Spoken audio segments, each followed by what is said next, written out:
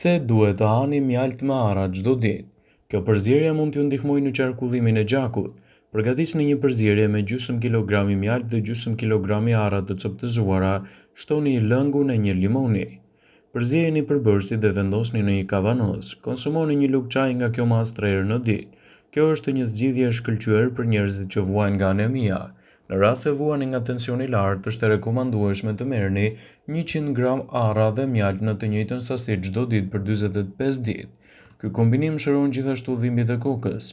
Në vend të pilulave të ndryshme, duhet të përgatisni këtë përzierje me mjaltë dhe arra të thermuara dhe të konsumoni 1 deri në 2 lugë çaji çdo ditë. Mjalti dhe arrat shërbejnë edhe për lehtësimin e ulçrave të stomakut. Merrni 20 gram arra të thermuara dhe i përzierni me ujë të ngrohtë.